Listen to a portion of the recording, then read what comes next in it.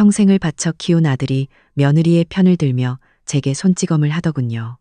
그 순간 제 안에 잠들어 있던 무언가가 깨어났습니다. 모든 것을 잃은 70의 어머니가 자신의 존엄을 되찾는 이야기 끝까지 들어주세요. 찬바람이 뼈를 내는 듯한 걸 보니 올해도 설이 코앞에 다가왔나 봐요. 제가 사는 곳이 부산이잖아요. 자갈치 시장 근처 낡은 주택가, 평생을 여기서 살았죠. 겨울만 되면 바다에서 불어오는 바람이 어찌나 매서운지 낡은 창문 틈을 다 막아도 황소바람이 숭숭 들어와요. 그래도 어쩌겠어요. 이 집이 저랑 우리 영감의 평생이 담긴 곳인걸요. 벽에는 우리 아들 민수 어릴 적 사진들이 빼곡하게 걸려 있어요. 100일 사진 속에서 포동포동하게 살이 올라 웃고 있는 모습, 초등학교 입학식 날이라고 어색하게 경례를 붙이던 모습, 대학교 졸업식 때 학사모를 쓰고 나랑 영감 어깨에 팔을 두르고 환하게 웃던 모습까지. 저 사진들만 보고 있으면 꼭 어제 일 같은데 시간이 참 무심하죠. 사진 속 아들은 저렇게 환하게 웃고 있는데 이상하게 올해 설은 마냥 기쁘지가 않아요. 마음 한구석이 계속 무겁고 아린 것이 꼭 무슨 일이 생길 것만 같은 불길한 기분이 자꾸만 들어요. 영감 때문이겠죠. 가뜩이나 좋지 않던 무릎이 올겨울 들어서 부쩍 심해졌거든요. 밤마다 끙끙 앓는 소리를 들으면 제 가슴도 같이 무너져 내리는 것 같아요. 저요? 제 이름은 박순자예요. 나이는 이제 70하고도 하나를 더 먹었네요. 제 평생은 자갈치 시장 좌판 위에서 흘러갔다고 해도 과언이 아니에요. 새벽 별 보고 나가서 밤 별 보고 들어오는 삶.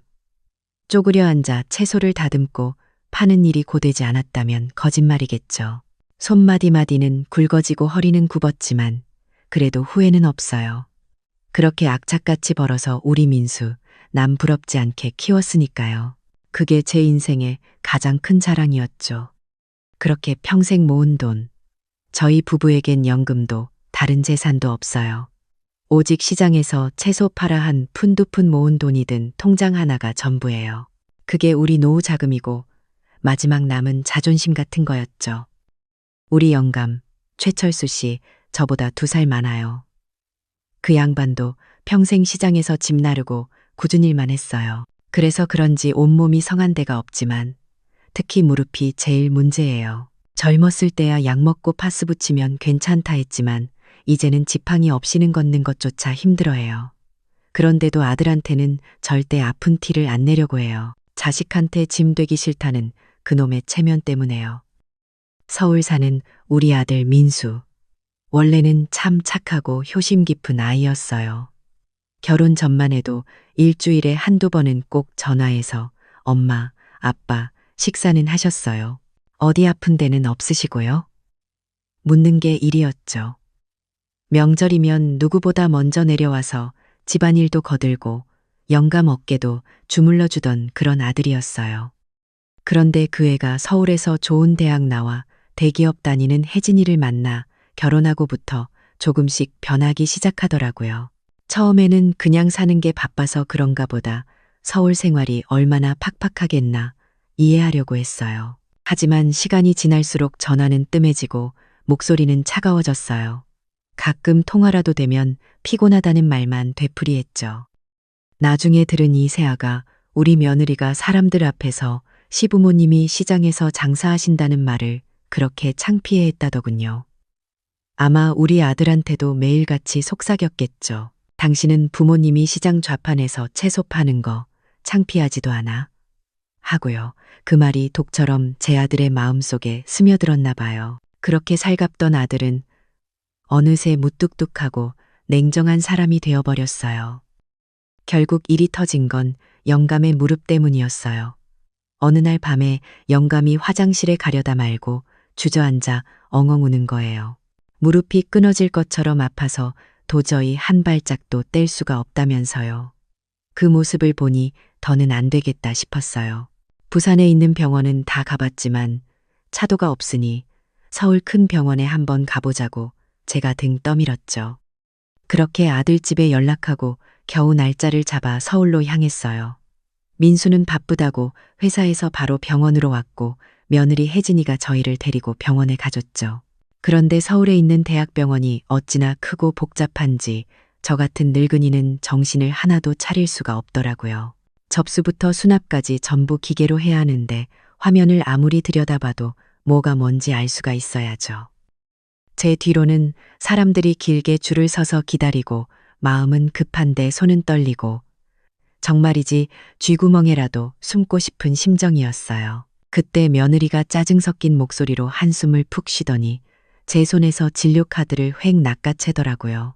그러면서 어머니, 그냥 카드로 하세요. 이게 훨씬 편해요 하고 말하는데 그 목소리가 어찌나 차갑던지 어쩔 수 없이 품속 깊이 넣어두었던 카드를 꺼내줬어요. 제 전 재산이 들어있는 우리 부부의 목숨과도 같은 카드였죠. 며느리는 그 카드를 받아서 기계에 척척 넣고는 금방 계산을 끝내더라고요. 진료실에 들어가니 의사 선생님이 엑스레이 사진을 보여주면서 그러더군요. 연골이 다 닳아서 뼈끼리 부딪히고 있다고.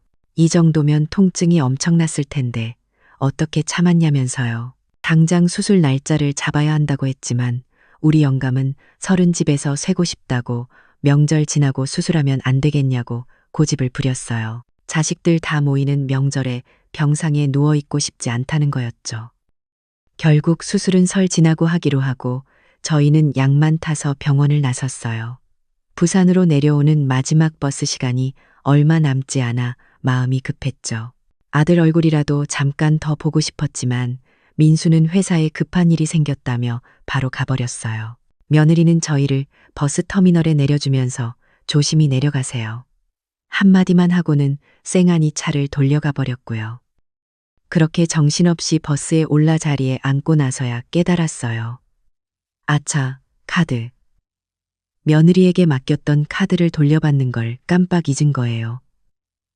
심장이 덜컥 내려앉았죠. 버스는 이미 서울을 빠져나가고 있었고요. 부산에 도착하자마자 며느리에게 전화를 걸었어요. 그런데 받지를 않더라고요. 혹시 운전 중인가 싶어 1시간 뒤에 다시 걸고 그날 저녁에 또 걸고 다음 날까지 몇 번을 더 걸었지만 마찬가지였어요. 겨우 통화가 되면 어머니, 저 지금 바빠요. 나중에 통화해요. 하고는 바로 끊어버렸죠.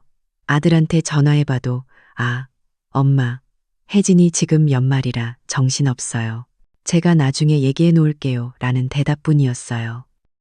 더 이상 전화하면 바쁜 애들 귀찮게만 하는 것 같아서 저도 모르게 주눅이 들더라고요. 어차피 며칠 뒤면 설이니까 그때 만나서 직접 받으면 되겠지 하고 스스로를 다독였어요. 하지만 마음속 깊은 곳에서부터 스멀스멀 피어오르는 불안감은 어쩔 수가 없었답니다. 그 불안이 현실이 될 줄은 꿈에도 상상하지 못한 채로요. 카드 걱정 때문에 밤잠을 설친 게 며칠인지 모르겠어요. 그래도 30살이니까 자식들 온다고 생각하니 힘을 내야죠. 아침 일찍부터 시장에 나가 싱싱한 나물이랑 고기를 좀 사왔어요.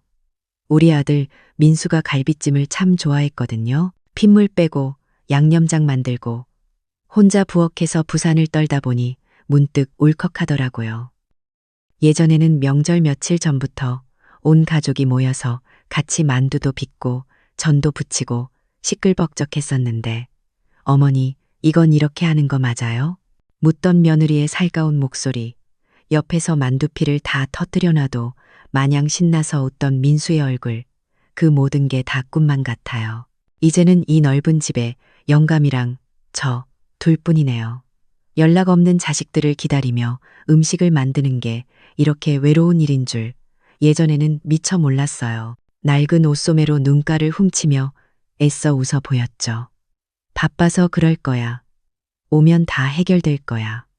그렇게 수백 번, 수천 번을 되뇌면서요. 한창 갈비찜을 끓이고 있는데 호주머니에 넣어둔 낡은 핸드폰에서 띵동하고 문자 오는 소리가 들렸어요. 또 무슨 광고 문자겠거니 하고 무시하려는데 연달아 띵동 띵동하고 울리는 거예요. 이상한 마음에 손을 닫고 핸드폰을 열어봤죠. 화면에 떠 있는 건 은행에서 온 문자였어요. 결제, 알림 안마의자 7, 800, 0원. 심장이 쿵 하고 내려앉았어요. 잘못 본 거겠지.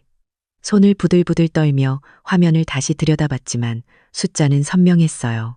내가 평생 시장 좌판에서 채소 팔아모은 돈인데 이게 무슨 일인가 싶어 머리가 하얗게 비어버리는 것 같았어요. 그런데 그게 끝이 아니었어요. 마치 누가 장난이라도 치는 것처럼 문자는 쉴 새 없이 날아들었죠.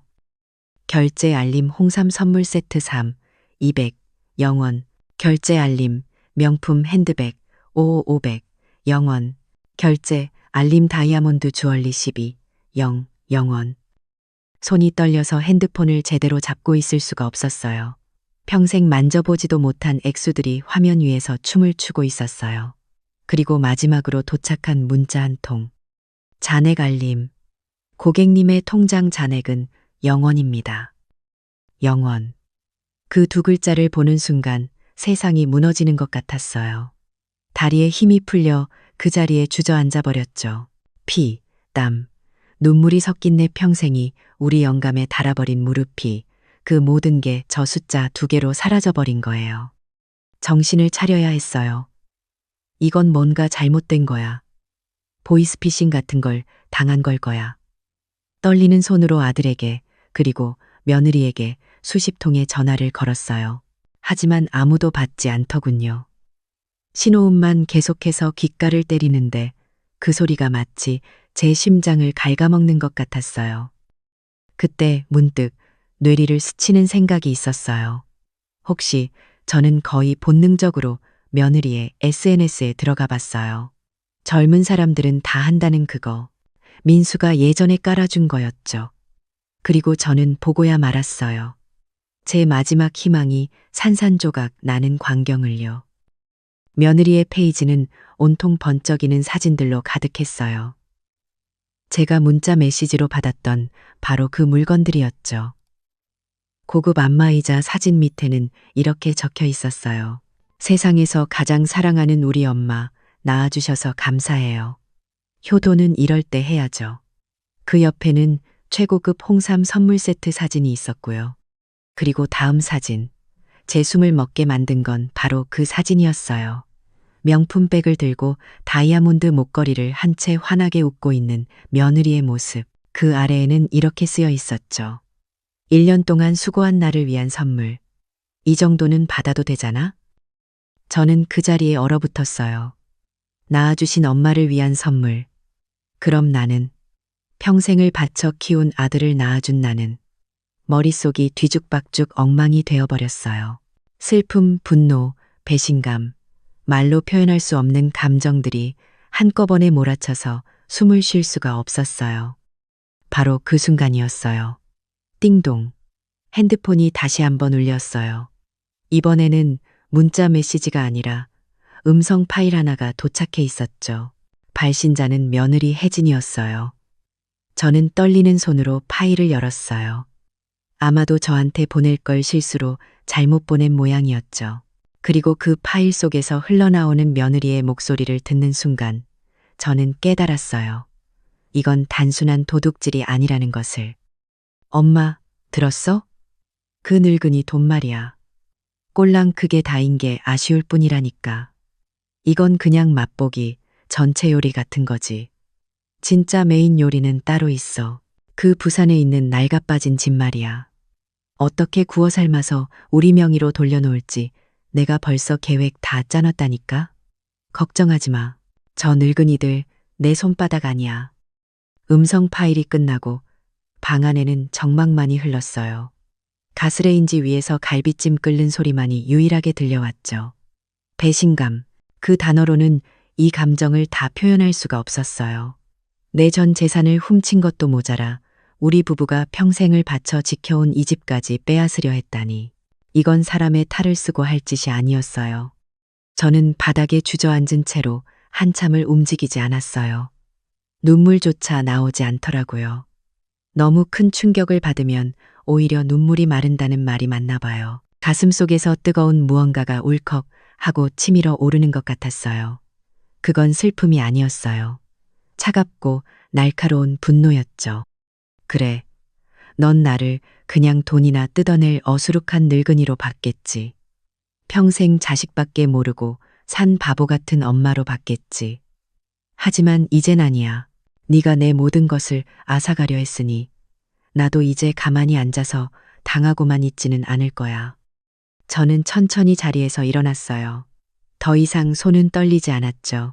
비어버린 통장, 며느리의 웃음소리가 담긴 녹음 파일, 그리고 제 가슴 속에서 활활 타오르는 분노. 이제 제가 가진 것은 그것뿐이었어요. 하지만 그걸로 충분했어요. 저는 끓고 있던 갈비찜에 불을 껐어요. 그리고 조용히 중얼거렸죠. 그래, 어디 한번 해보자꾸나. 그날 밤 저는 한숨도 잘 수가 없었어요. 텅 비어버린 통장 잔고와 며느리의 잔인한 목소리가 귓가에서 떠나질 않았거든요. 방 안에 누워 눈을 감으면 시커먼 절망이 저를 집어삼키는 것 같았고, 눈을 뜨면 어둠 속에서 금방이라도 며느리가 비웃으며 나타날 것만 같았어요. 옆에서 뒤척이는 영감의 인기척을 들으며 이 사실을 어떻게 말해야 하나, 앞으로 우리는 어떻게 살아가야 하나, 막막함에 가슴이 돌덩이처럼 무거워졌죠. 뜬 눈으로 밤을 새우다시피 하고 새벽녘이 되어서야 겨우 잠이 들었나 봐요. 꿈속에서 저는 아주 오래전 젊었을 때로 돌아가 있었어요. 이제 막 결혼해서 이 집에 들어왔을 때, 그때만 해도 이 집은 우리 부부의 희망이었고 전부였어요. 영감은 작은 공장을 운영하며 밤낮 없이 일했고, 저는 시장에서 장사를 하며 아들 민수를 키웠죠. 비록 부자는 아니었지만 하루하루 열심히 살면 더 나은 내일이 올 거라고 굳게 믿었어요. 하지만 행복은 길지 않았어요. 20년도 더 된 일이었나. 영감의 공장이 한순간에 무너져 내렸어요. 믿었던 친구의 배신 때문이었죠. 집에는 빨간 딱지가 붙고 험상궂은 빚쟁이들이 하루가 멀다 하고 찾아와 문을 두드려댔어요. 저는 어린 민수를 끌어안고 방 안에서 숨죽여 울기만 했죠. 그때 영감이 제 손을 잡고 말했어요. 순자야, 다른 건 다 잃어도 이 집만큼은 꼭 지켜야 한다. 당신이랑 민수가 살 집은 무슨 일이 있어도 내가 지켜낼게. 그 말을 하던 영감의 눈빛이 꿈속에서도 어찌나 선명하던지. 그때 영감은 가족을 지키기 위해 정말 중요한 결정을 내렸었어요. 맞아요. 그랬었죠. 저는 꿈에서 깨어나 벌떡 몸을 일으켰어요. 심장이 미친 듯이 뛰고 있었어요. 잊고 있었던 기억, 까맣게 잊고 살았던 오래된 기억의 조각이 퍼즐처럼 맞춰지는 기분이었어요. 저는 홀린 사람처럼 안방으로 향했어요. 방 한쪽 구석에는 제 혼수품이었던 낡은 자개장이 먼지를 뒤집어 쓴 채 놓여 있었죠. 요즘 젊은 사람들은 이런 걸 촌스럽다고 하지만 저에겐 젊은 날의 추억이 고스란히 담겨 있는 소중한 물건이에요. 삐걱거리는 장롱문을 열자 나프탈렌 냄새와 함께 오래된 옷가지들이 보였어요. 저는 그 옷들을 헤치고 장롱 가장 깊숙한 곳으로 손을 뻗었어요. 손끝에 딱딱한 상자 같은 것이 만져졌죠. 상자를 꺼내 뚜껑을 열었어요. 그 안에는 비단 보자기에 곱게 쌓인 무언가가 들어 있었어요. 겹겹이 쌓인 보자기를 조심스럽게 풀자 누렇게 변색된 서류 봉투 하나가 모습을 드러냈어요. 손이 떨려서 봉투를 여는 것조차 쉽지 않았어요. 봉투 안에는 낡은 집문서가 들어 있었어요. 그리고 그 아래 제 눈을 의심하게 만드는 또 하나의 서류가 있었죠. 부부재산, 약정서, 20년 전 그날의 날짜와 함께 공증사무소의 붉은 직인이 선명하게 찍혀 있었어요. 서류의 내용은 간단했어요. 남편 최철수의 사업 실패와 그로 인한 재산 압류 위기 속에서 부부의 유일한 공동 재산이니 주택의 모든 소유권 및 재산권 행사 권한을 아내인 박순자에게 단독으로 귀속시킨다. 저는 서류를 몇 번이고 다시 읽어봤어요. 믿을 수가 없었어요. 남편조차 잊고 있었던 이 낡은 종이 한 장이 바로 제게 이 집의 운명을 결정할 수 있는 절대적인 권한을 쥐어주고 있었던 거예요. 이것이 제게 남은 마지막 무기이자 숨겨진 힘이었어요. 며느리 혜진이가 그토록 탐내던 메인 요리. 그건 처음부터 내 손안에 있었던 거예요. 제 아들 민수조차 이 집의 재산권에 대해 어떤 주장도 할 수 없었어요. 심장이 다시 뛰기 시작했어요. 아까와는 다른 희망으로 가득 찬 고동이었죠. 저는 서류를 가슴에 꼭 품고 영감이 자고 있는 방으로 갔어요. 영감은 끙끙 앓는 소리를 내며 힘겹게 잠들어 있었죠. 저는 조용히 영감의 손을 잡고 그를 깨웠어요. 그리고 밤사이 있었던 모든 일을 털어놓았어요. 며느리가 우리 돈을 전부 훔쳐갔다는 사실, 그리고 이 집까지 빼앗으려 한다는 끔찍한 음모까지. 이야기를 듣는 내내 영감의 얼굴은 분노로 굳어갔어요. 마지막으로 제가 낡은 약정서를 보여주자 영감의 눈에는 눈물이 고였어요. 그는 떨리는 손으로 서류를 어루만지며 말했어요. 내가 이걸 잊고 살았구나. 당신과 민수를 지키고 싶었던 내 마지막 발버둥이었는데. 그리고는 제 손을 굳게 잡고 말하더군요. 순자야, 당신 하고 싶은 대로 해. 저런 것들은 더 이상 우리 자식이 아니야. 나는 무조건 당신 편이야. 영감의 그 한마디에 제 마음속에 남아있던 마지막 망설임이 눈 녹듯 사라졌어요. 그래요. 저는 더 이상 무력하게 당하고만 있는 피해자가 아니었어요. 저는 이 집의 유일한 주인이었고 제 곁에는 저를 믿고 지지해주는 남편이 있었어요. 우리는 비록 모든 돈을 잃었지만 가장 중요한 것을 되찾은 거예요. 서로에 대한 믿음과 사랑, 그리고 우리 자신을 지킬 용기. 저는 더 이상 눈물을 흘리지 않았어요. 대신 차분하게 앞으로 해야 할 일들을 계획하기 시작했죠. 우선 며느리가 보낸 그 녹취 파일을 컴퓨터를 잘하는 옆집 젊은이에게 부탁해 여러 곳에 안전하게 복사해 두었어요. 결정적인 증거를 잃어버릴 수는 없으니까요. 그리고 핸드폰으로 인터넷을 켰어요. 예전 같았으면 뭐가 뭔지 몰라 한참을 헤맸겠지만 지금은 달랐어요. 저는 검색창에 또박또박 글자를 입력했죠. 무료 법률 구조공단. 화면에 뜬 전화번호를 종이에 옮겨 적고 노인 재산 갈등을 전문으로 하는 변호사와 상담 예약을 잡았어요. 알아야 싸울 수 있고 준비해야 이길 수 있으니까요. 제 인생을 건 싸움은 이제 막 시작된 거예요. 법률구조공단 사무실은 제 평생 처음 가보는 곳이었어요. 차갑고 딱딱한 의자에 앉아 있으니 꼭 제가 죄라도 지은 사람처럼 심장이 콩닥거렸죠. 제 차례가 되어 젊은 여자 변호사님 앞에 앉았을 때 어디서부터 어떻게 말을 시작해야 할지 막막하기만 했어요. 하지만 제 품속에 든 낡은 서약서와 핸드폰 속 녹취 파일을 생각하니 용기가 생기더라고요. 저는 떨리는 목소리로 지난 며칠간 겪었던 일들을 전부 털어놓았어요. 제 이야기를 듣는 내내 변호사님은 안타까운 표정으로 고개를 끄덕여 주었죠. 제가 내민 서류와 음성 파일을 확인한 변호사님의 눈빛이 날카롭게 변했어요. 저에게 이 부부재산 약정서가 법적으로 얼마나 강력한 효력을 갖는지, 그리고 며느리의 목소리가 담긴 녹취 파일이 얼마나 결정적인 증거인지를 차근차근 설명해 주었어요. 며느리를 절도 및 사기미수로 당장 고소할 수 있고 승소할 확률이 아주 높다는 말도 덧붙였죠. 고소라.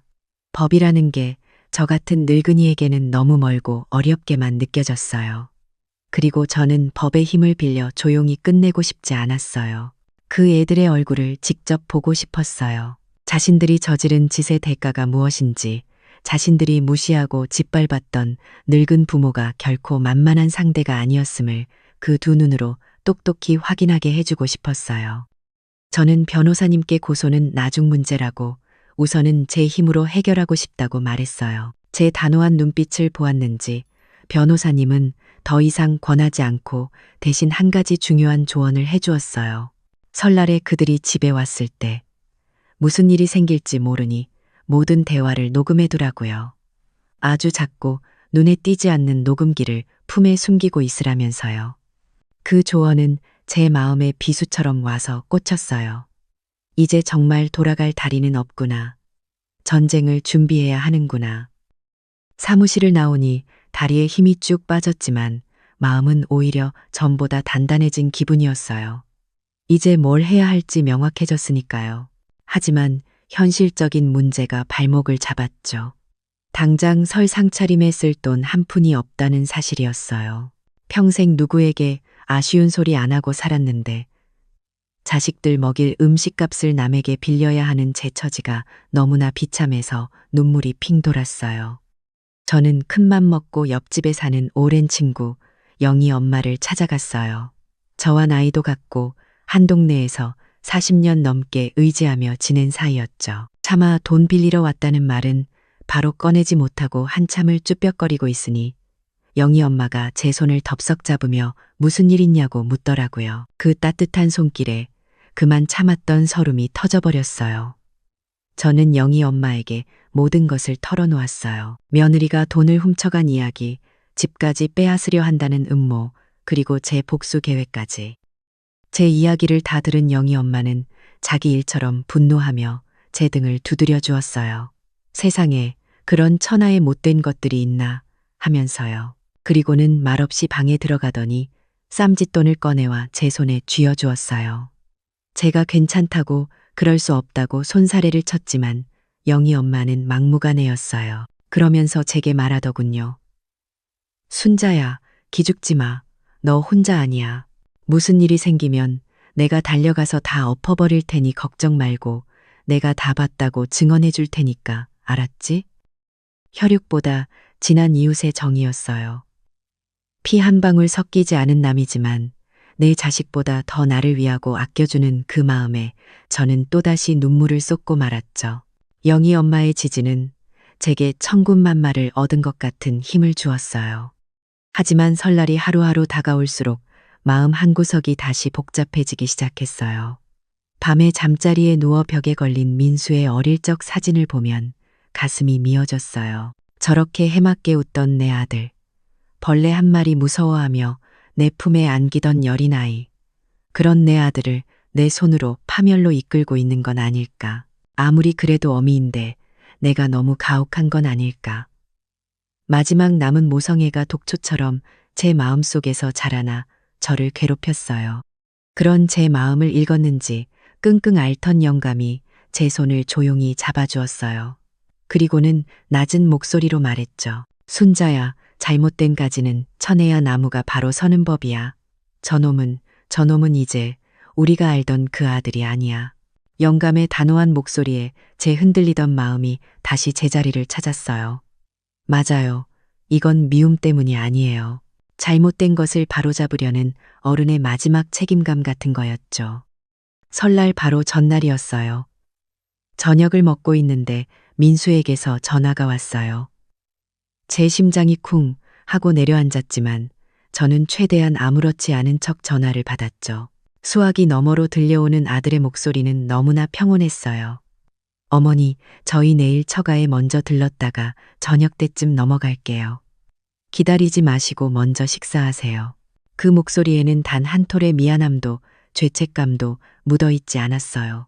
자신의 어머니 통장에서 전 재산을 훔쳐간 아내와 한패가 된 아들의 목소리라고는 믿을 수 없을 만큼 뻔뻔하고 태연했죠. 그 목소리를 듣는 순간 제 마음속에 남아있던 마지막 연민의 불씨마저 완전히 꺼져버렸어요. 저는 차분하게 대답했어요. 그래, 알겠다. 운전 조심해서 오너라. 전화를 끊고 저는 서랍에서 며칠 전 사온 작은 소형 녹음기를 꺼냈어요. 그리고 전원 버튼을 켰죠.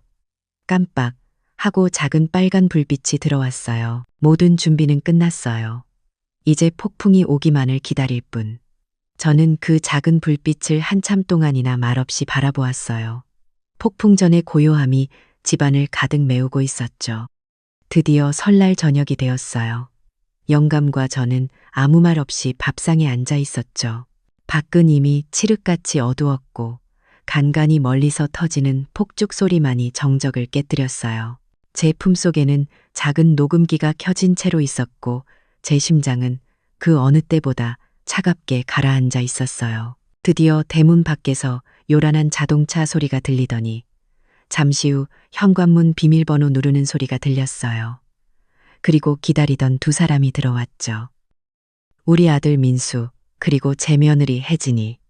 혜진이는 들어오자마자 보란듯이 코를 막으며 인상을 찌푸리더군요. 어머니, 이 쾌쾌한 냄새는 뭐예요? 환기도 안 시키고 사세요? 그 말에 제 속에서는 천불이 났지만 저는 아무 말 없이 웃어 보였어요. 영감은 말없이 고개만 돌려 TV를 보는 척했죠. 식사 시간은 그야말로 지옥이었어요. 제가 밤새 준비한 음식들에는 손도 대지 않고 며느리는 자기가 사온 샐러드 통을 열어 깨작거리더군요. 어머니 음식은 너무 짜고 기름져서 제 입에는 안 맞네요. 하면서요. 민수는 그런 아내를 말리기는커녕 자기도 젓가락만 깨작거리며 빨리 이 시간이 끝나기만을 바라는 눈치였어요. 제 앞에서는 금쪽 같던 아들이 이제는 저 여자 옆에서 안절부절 못하는 꼭두각시가 되어버린 것 같아 기가 막혔죠.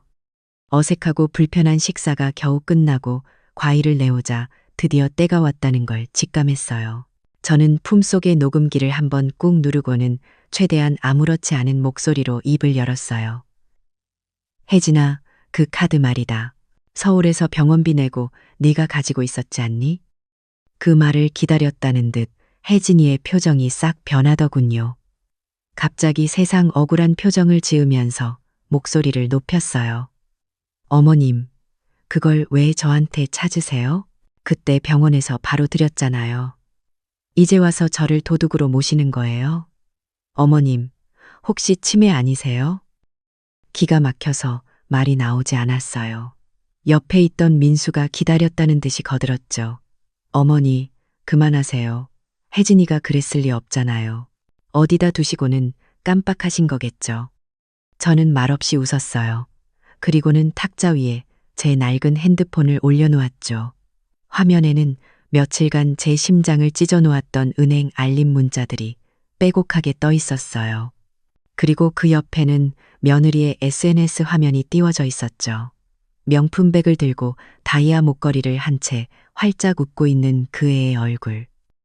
증거가 눈앞에 있는데도 며느리는 조금도 당황하지 않았어요. 오히려 더 길길이 날뛰었죠.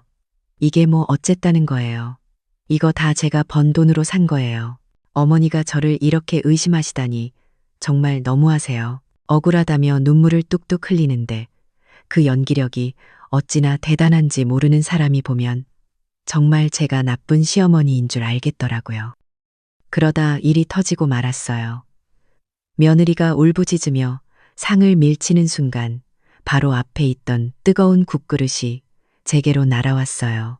제가 본능적으로 몸을 피하는 순간 그 국물은 고스란히 며느리가 입고 있던 하얀 명품 원피스 위로 쏟아졌죠. 악, 이게 얼마짜리 옷인 줄 알아? 순간 며느리의 눈이 뒤집혔어요. 억울한 척하던 연기는 온데간데 없고 본색이 드러난 거죠. 이 늙은 여편네가 진짜 악을 쓰며 제 머리채를 잡으려고 달려들었어요. 바로 그때였어요. 그만하지 못해. 제 앞을 막아선 건 제 아들 민수였어요. 저는 순간 아, 그래도 내 아들이구나. 마지막 남은 효심이 있구나 하고 잠시나마 기대를 했어요. 하지만 그 기대는 다음 순간 산산조각이 나고 말았죠. 세상이 빙 도는 것 같았어요. 제 뺨을 때린 건 며느리가 아니라 제 아들이었어요. 제 평생을 바쳐 키운 아들의 손이었어요.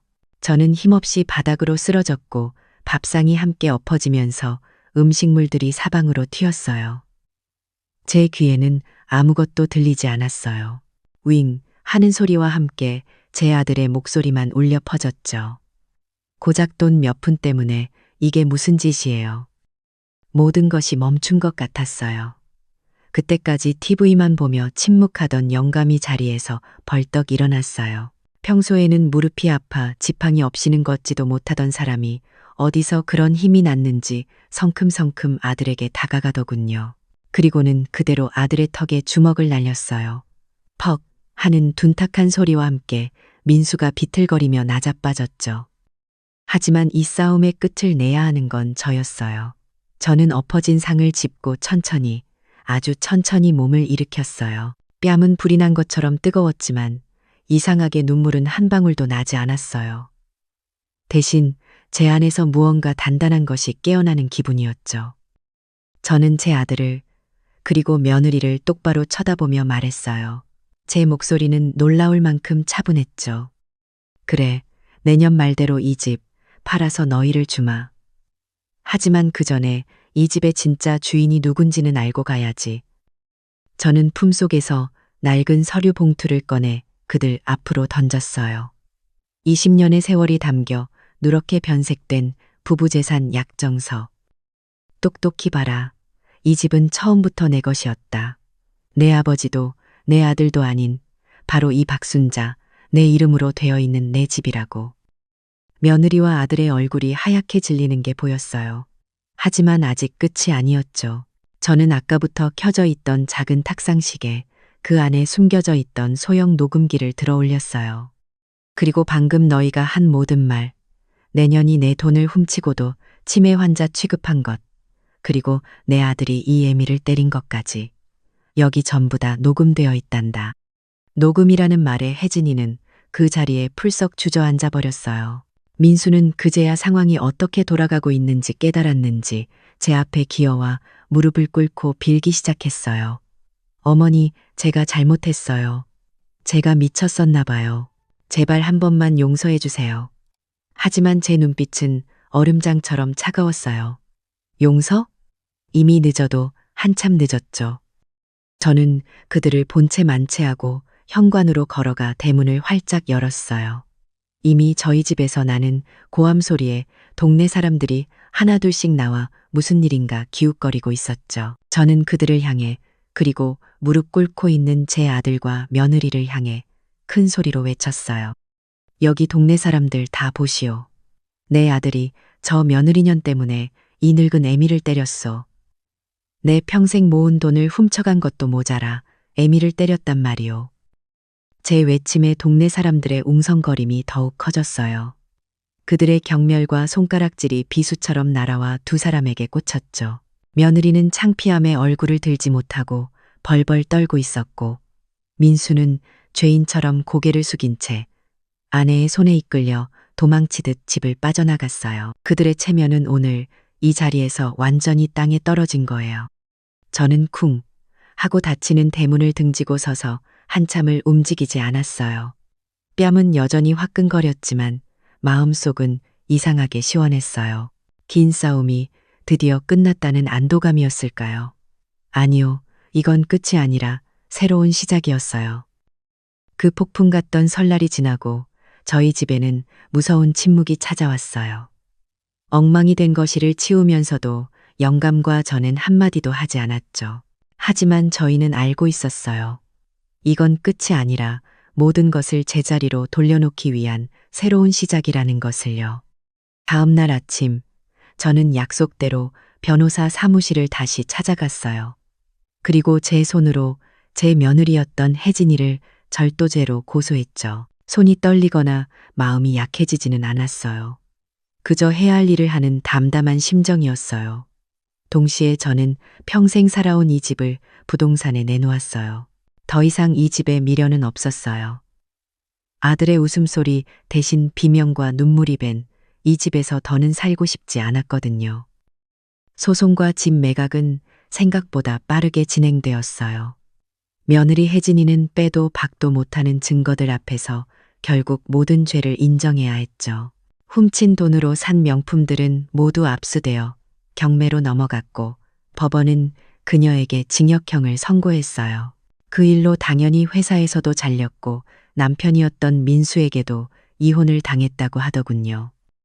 제 아들 민수는 법의 심판은 피했지만 세상의 심판을 피할 수는 없었어요. 어머니를 때린 페류나라는 꼬리표가 평생 그 애를 따라다녔죠. 다니던 대기업에서도 결국 버티지 못하고 권고사직을 당했다는 소식을 들었어요. 그 후로는 매일 술로 세월을 보내며 허름한 월세방을 전전하는 신세가 되었다고 하더라고요. 그 모든 소식을 전해 들으면서도 제 마음은 이상할 정도로 잔잔했어요. 슬프지도 기쁘지도 않았죠. 그저 뿌린 대로 거두는 것뿐이라고 생각했어요. 집이 팔리고 며느리에게 빼앗겼던 돈과 위자료까지 모두 돌려받고 나니 제 손에는 평생 만져본 적 없는 큰 돈이 쥐어졌어요. 영감과 저는 그 돈으로 뭘 할까 잠시 고민했죠. 그리고 저희는 결심했어요. 이제는 우리 자신을 위해 살기로요. 그렇게 저희 부부는 모든 것을 정리하고 제주도로 떠났어요. 비행기 창밖으로 점점 작아지는 부산 땅을 보면서 제 인생의 굳은 날들도 저렇게 멀어지는 것 같았어요. 저희는 바다가 바로 내다보이는 언덕에 아담한 전원주택을 한 채 샀어요. 평생을 비좁고 낡은 집에서 살았는데 창문만 열면 푸른 바다와 하늘이 한눈에 들어오는 그림 같은 집에서 살게 될 줄 누가 알았겠어요. 영감은 서울에서 미뤄뒀던 무릎 수술을 성공적으로 받고 이제는 지팡이 없이도 정원을 거닐 수 있게 되었죠. 저희는 작은 텃밭을 가꾸며 상추도 심고 토마토도 키웠어요. 아침이면 새소리에 눈을 뜨고 저녁이면 바다 위로 지는 노을을 함께 바라보았죠. 제주에서의 삶은 저희에게 진짜 평화를 가져다 주었어요. 동네 이웃들은 저희가 어떤 사람이었는지 묻지 않았어요. 그저 텃밭에서 갓 딴 채소를 나누어 먹고 굳은 날이면 서로의 안부를 묻는 좋은 친구가 되어 주었죠. 평생 처음으로 저희는 자식 걱정, 돈 걱정 없이 오직 서로의 건강과 행복만을 생각하며 살게 된 거예요. 집안에는 저희 두 사람의 웃음소리가 마를 날이 없었어요. 그렇게 1년이라는 시간이 흘렀어요. 모든 것이 평화롭던 어느 비 오는 날이었죠. 외출했다 돌아온 저는 현관 CCTV 화면을 보고 그대로 굳어버렸어요. 저희 집 대문 앞에 쏟아지는 비를 쫄딱 맞으며 한 남자가 무릎을 꿇고 있었어요. 남루한 행색의 깡마른 모습, 제 아들 민수였어요. 옆에 있던 영감은 당장 나가서 소금을 뿌려야 한다며 길길이 날뛰었지만 저는 조용히 영감을 만류했어요. 그리고는 하염없이 CCTV 화면만 바라보았죠. 민수는 아무 말 없이 그저 고개를 숙인 채 몇 시간이고 비를 맞으며 무릎을 꿇고 있었어요. 용서를 비는 그 애의 마지막 몸부림이었겠죠. 저는 아들을 만나주지 않았어요. 대문을 열어주지도 않았고요. 대신 조용히 방으로 들어가 전화 한 통을 걸었어요. 예전 남편이 사업할 때 인연이 있었던 작은 사찰의 주지 스님이었죠. 저는 스님께 큰돈을 시주하며 조용히 부탁했어요. 혹시 절에 스스로 일어서고 싶은 의지가 있는 젊은이가 찾아오거든 부디 거두어서 허드레실이라도 시키며 사람 구실할 기회를 한번 주십사 하고요. 물론 그 돈이 누구에게서 온 것인지는 절대 비밀로 해달라는 부탁과 함께요. 전화를 끊고 나니 제 마음이 오히려 편안해졌어요. 그건 용서가 아니었어요. 그렇다고 복수의 연장선도 아니었죠. 어미로서 제 뱃속으로 낳은 자식에게 해줄 수 있는 마지막 도리 같은 거였어요. 너와 나의 인연은 그날 내가 내 뺨을 때린 순간 끝이 났다. 하지만 내 인생까지 끝장내고 싶지는 않으니 마지막 기회는 주겠다. 부디 그 기회를 잡고 다시는 내 눈앞에 나타나지 마라. 그런 저의 마지막 마음이었죠. 그날 이후로 민수는 다시는 저희 집 앞에 나타나지 않았어요. 가끔, 아주 가끔 그런 생각을 해요. 벌레만 봐도 무서워서 내 등 뒤에 숨던 내 아들. 처음 자전거를 배우다 넘어져 무릎이 깨져도 울지 않던 씩씩하던 내 아들. 그 아이는 설날에 그 뺨 한 대로 영원히 죽어버렸다고요. 이제 제 기억 속에 남은 건 아들의 얼굴을 한 낯선 사람일 뿐이에요. 저는 씁쓸하게 웃으며 마당으로 나갔어요. 비가 그친 제주도의 하늘은 거짓말처럼 맑고 푸르렀죠. 상처는 아무러 희미한 흉터로 남았지만 더 이상 아프지는 않았어요. 저희 부부는 이제야 비로소 우리 자신을 위한 진짜 인생을 살게 된 거예요. 이 이야기는 우리에게 보여줘요. 부모의 희생을 짓밟는 행동은 결국 자신을 파멸로 이끈다는 것을요. 진정한 효도는 물질이 아닌 존중하는 마음에서 시작되고 때로는 가장 아픈 인연을 끊어내는 용기가 자신을 지키고 새로운 삶을 여는 유일한 길이 될 수 있다는 것을 말이에요.